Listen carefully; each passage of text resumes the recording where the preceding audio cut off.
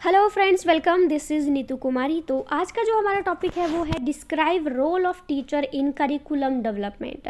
देखिए, curriculum development करने के लिए बहुत बड़ी बड़ी हस्तियां होती हैं। हस्तियों का मतलब है कि जो बड़े बड़े एजुकेशनल डिपार्टमेंट के लोग होते हैं, जिनको बहुत ज़्यादा नॉलेज होती है, तो वो पाठ्यक्रम बनाते हैं, वो सारा करिकुलम बनाते हैं, लेकिन उसमें टीचर्स को भी ऐड किया जाता है। टीचर्स को ऐड करना बहुत ज़रूरी है और टीचर भी बहुत अच्छे सुझाव दे, उसके लिए ये चीज़ भी बहुत ज़रूरी है। इसकी वजह ये है कि टीचर को बहुत अच्छे से पता होता है कि बच्चे के लिए किस तरह का करिकुलम होना चाहिए। क्यों? क्योंकि बच्चों के साथ सबसे ज़्यादा जो वक्त बिताता है वो एक टीचर ही होता है। हर एक बच्चे को जानता है, वो उसे पता है कि इस बच्चे को ये प्रॉब्लम है तो इस तरह का करिकुलम भी होना चाहिए, ये बच्चा इस तरह का है तो इसके लिए इस तरह का करिकुलम होना चाहिए। यानी वो ऐसे ऐसे सजेशन दे जिससे सभी बच्चों की जो ज़रूरतें हैं वो उस करिकुलम में पूरी हो रही होती हैं। ठीक है, तो इसलिए लिखा है कि describe role of teacher in curriculum development. यानी सीधी सी बात है कि एक टीचर जो है वो करिकुलम को बनाने में एक बहुत ही महत्वपूर्ण भूमिका निभाता है और उसे भी इसे सीरियस होकर निभाना चाहिए। तो इस क्वेश्चन को जब आप हैंडल करोगे तो सबसे पहले तो आपने मीनिंग करना है। मीनिंग में मैंने लिखा है मीनिंग ऑफ करिकुलम। जब आप क्वेश्चन को हैंडल करोगे तो आपने मीनिंग जो है कंक्लूजन का इसका करिकुलम का इंट्रोडक्शन लिखना है आपने, कि करिकुलम क्या होता है, कैसे बनाता है, थोड़ा थोड़ा। उसके बाद आप फिर से इंट्रोडक्शन लिखना एक, जिसमें आप टीचर के बारे में बताना। टीचर कैसा होता है, अलग अलग नामों से जाना जाता है, बच्चों को समझता है, बच्चों का दोस्त होता है, गाइडेंस के रूप में काम करता है। टीचर के बहुत सारे रोल होते हैं।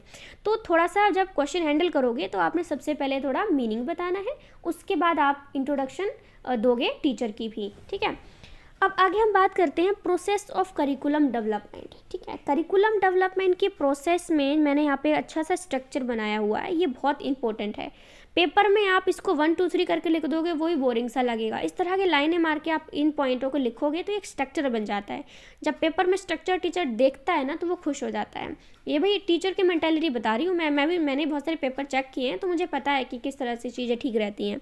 तो यहाँ पर हम बात करते हैं प्रोसेस ऑफ करिकुलम डेवलपमेंट। तो यहाँ पर आपने डिज़ाइन करना है, डेवलप करना है, इम्प्लीमेंट, मॉनिटर है, इवेलुएट है, रिव्यू है, ये सारी चीज़ें आपने ध्यान में रखते हुए एक करिकुलम को डेवलप करना होता है। आगे बढ़ते हैं। Structure of curriculum. देखिए करिकुलम का स्ट्रक्चर कैसा होता है, तो इसमें लर्नर और सोसाइटी को देखना है, एम्स ऑब्जेक्टिव देखने हैं, कंटेंट, सब्जेक्ट मैटर क्या है, टीचिंग और उसके मेथडोलॉजी क्या है, मतलब उसके मेथड्स क्या हैं, इवैल्यूएशन कैसे करनी है, ये जो सारी चीज़ें होती हैं ये करिकुलम का एक स्ट्रक्चर होता है। यानी कि जब आप करिकुलम को बना रहे होते हैं, उसका कंस्ट्रक्शन कर रहे होते हैं, तो आपने ये सारी जो चीज़ें हैं वो दिमाग में रखनी है अपने। अब हम आते हैं मेन मुद्दे पे। देखिए मेन मुद्दे का मतलब ये नहीं है कि मैंने जो स्टार्टिंग में चीज़ें लिखी थी वो फालतू की थी, वो एक बनाई हुई एक चीज़ थी जिससे टीचर को पता लगे कि सिर्फ इसने सीधा क्वेश्चन को हैंडल नहीं किया, इसे ये भी पता है कि करिकुलम होता क्या है, इसे ये भी पता है कि टीचर क्या होता है। इसने यहाँ पर एक स्ट्रक्चर बनाया है, मतलब इसे इसकी स्टेजेस भी पता है, करिकुलम का स्ट्रक्चर भी पता है। अब उसके बाद उस बच्चे ने शुरू किया है role of teacher in curriculum development. ये जो लिखने का तरीका होता है, आपको नॉलेज बहुत होती है लेकिन पेपर को लिखने का तरीका नहीं पता तो नंबर कम आते हैं और बहुत बच्चे इस बात से परेशान रहते हैं, क्योंकि सच में नहीं पता होता। मुझे भी नहीं पता था, धीरे धीरे करके जब खुद ही फील्ड में आया तब पता चला कि पेपर को अटेम्प्ट कैसे करना चाहिए। अब हम बात करते हैं role of teacher in curriculum development. देखिए इसमें मैंने बहुत सारे पॉइंटों को लिखा हुआ है, कुछ कुछ को मैं बिल्कुल पढ़ के एक्सप्लेन करूँगी, नहीं तो फिर मैं अपने हिसाब से बताऊँगी। पहला है teacher play essential role in developing, implementing, assessing, modifying the curriculum. क्योंकि टीचर ही बच्चे को तो जानता है ना, टीचर को पता है मेरे पहली क्लास के बच्चों को कितनी चीज़ आती है, मेरे दूसरी क्लास के बच्चे को किस लेवल का पढ़ना आता है, उसको क्या वो शब्द कोई उसे 1 2 3 आते हैं, पहाड़े आते हैं नहीं आते हैं, टीचर को पता होगा ना। तो टीचर से पूछ के आपको करिकुलम थोड़ा सा सजेशन लेनी चाहिए। ऐसा नहीं कि पूरा टीचर से पूछो, लेकिन सजेशन की बात कर रही हूँ मैं। दूसरा है teachers are essential pillars in the teaching process with their knowledge, skills, experience they are central to any curriculum improvement. ठीक है, एफर्ट। यहाँ पे टीचर को सेंटर बोला है क्योंकि टीचर एक महत्वपूर्ण रोल प्ले करता है। टीचर को सबसे ज़्यादा पता होता है बच्चे के बारे में, इसलिए टीचर से ज़रूर सजेशन लेना चाहिए। उसके बाद हम नेक्स्ट पॉइंट की बात करते हैं, teachers participation in planning, they know their students needs better than others. देखो मैंने जो बोला वही लिखा हुआ है कि टीचर को और जो जितने भी पर्सन बैठे होते हैं उनसे ज़्यादा पता होता है। क्यों? क्योंकि वो हर वक्त हर टाइम बच्चों के बीच में रहता है, उनसे बात करता है, उनको पढ़ाता है, उनको देखता है, उनके बीच रहता है, तो उसे कितना बच्चों के बारे में पता होता है ना।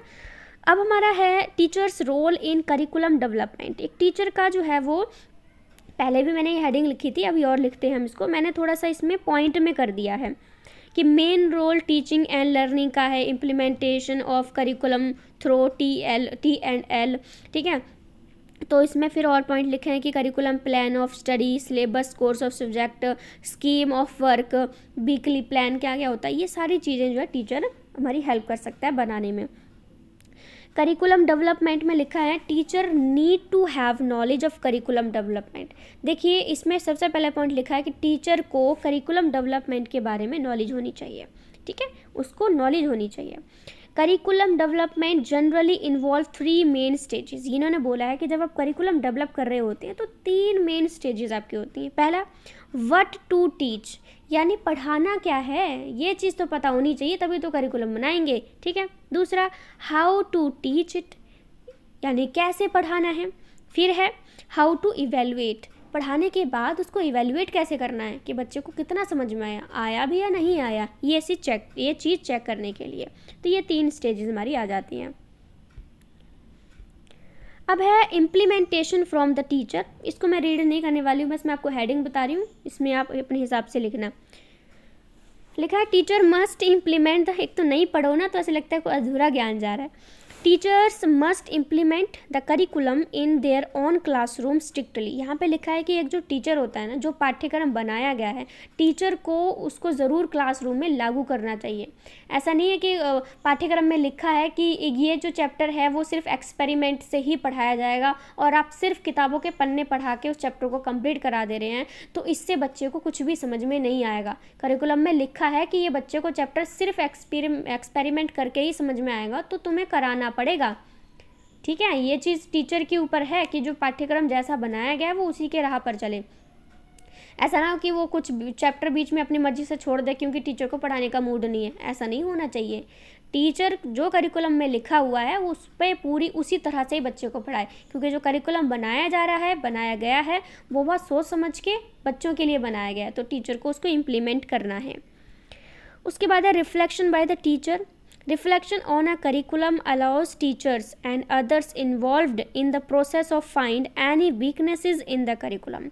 जब हमने करिकुलम बना लिया है तो टीचर उसका रिफ्लेक्शन देगा, टीचर उसको लागू करेगा, बट जो जिसने करिकुलम बनाया है वो उसको बताएगा कि देखिए ये जो चीज़ हमने करिकुलम में लिखी है ना, इस चीज़ से बच्चे नहीं समझ पा रहे हैं, या इसमें आप ऐसा करिए, कोई स्किल डाल दीजिए, ठीक है। मतलब सजेशन ही देना है टीचर को, कौन सा वो खुद बना रहा है, सजेशन के लिए तो बुलाया जाता है टीचर को। तो यहाँ पर रिफ्लेक्शन टीचर बताएगा सॉरी, टीचर बताएगा कि जी ये जो करिकुलम चलाया जा रहा है इस क्लास के बच्चे के लिए ये बिल्कुल ठीक नहीं है। तभी क्या है, जो करिकुलम है फ्लेक्सिबल होता है, समय समय पर इसको चेंज करते रहते हैं, बच्चों की ज़रूरतों के हिसाब से, समाज में बदलाव के हिसाब से करिकुलम चेंज होता रहता है, इसलिए इसको फ्लेक्सिबल भी कहते हैं। तो रिफ्लेक्शन तो टीचर ही देगा कि ये करिकुलम ठीक चल रहा है, क्योंकि टीचर ही तो उसको लागू करेगा क्लास में, तो टीचर ही बताएगा कि हाँ जी सर ये जो बनाया गया है करिकुलम ये बिल्कुल ठीक है इस क्लास के बच्चों के लिए। तो ये चीज़ है ना।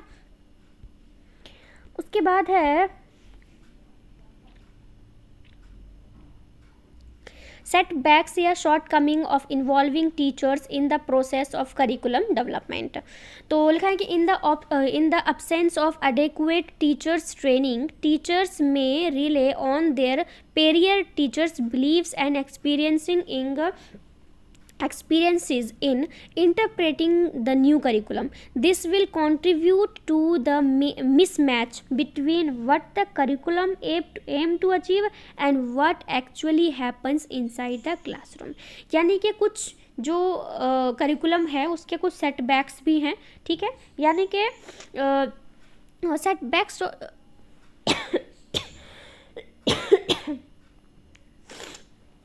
उन्होंने लिखा है कि in the absence of adequate teacher training, जो टीचर जिसने करिकुलम में अपने सजेशन दिए हैं, जो करिकुलम को क्लासरूम में पढ़ाता है, लागू करता है, अगर वो उस टीचर को करिकुलम पढ़ाने की ट्रेनिंग नहीं दी जाएगी तो वो करिकुलम बेकार हो जाएगा। इसीलिए हम डिप्लोमा इन एलिमेंट्री एजुकेशन करते हैं, हम बीएड कर रहे होते हैं, हम और भी टीचिंग कोर्स कर रहे होते हैं, हम एनटीटी कर रहे होते हैं। क्यों कर रहे होते हैं भाई? बाल वाटिका कर रहे होते हैं। क्यों? क्योंकि वहाँ पर टीचर्स को ट्रेन किया जाता है कि ये जो करिकुलम बनाया गया है इसको क्लास में आप लागू कैसे करेंगे। ठीक है, अगर वो ट्रेनिंग से ही वंचित रह जाते हैं, उस ट्रेनिंग में ही नहीं इन्वॉल्व होंगे, तो करिकुलम को वो खुद ही नहीं समझ पाएंगे। जब खुद ही नहीं समझ पाएंगे तो वो बच्चों को कैसे पढ़ाएंगे? तो ये कुछ सेटबैक्स भी हमारे आ जाते हैं।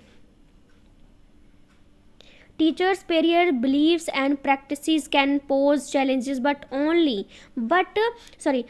only because teachers are unwilling to change in the direction of the policy, but also because their understanding में हाँ वही चीज़ ने लिखी है कि टीचर के जो विश्वास हैं, जो प्रैक्टिसेस हैं, वो एक चैलेंजेस के रूप में काम करते हैं। ठीक है,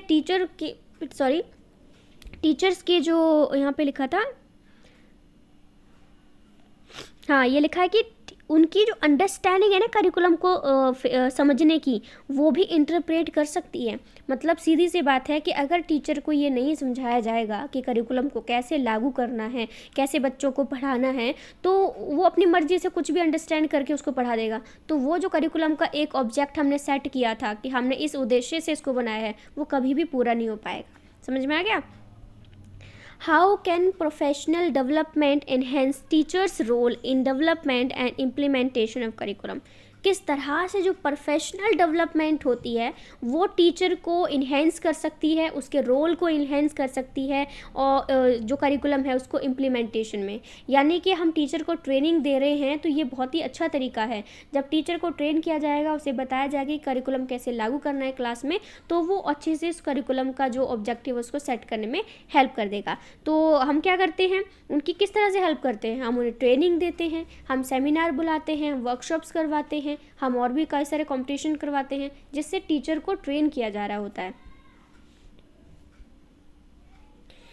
ये भी मैंने कुछ पॉइंट्स लिखे हुए हैं, मैंने बिल्कुल भी रीड नहीं करने वाली हूँ, आपको दिखा देती हूँ, आप चाहें तो रीड कर लेना। एंड लास्ट में हमारा कंक्लूजन आ जाता है। मैं पहले बता चुकी हूँ, कंक्लूजन जो होता है वो आपका 2 नंबर का होता है, गलती से भी ना छोड़ें।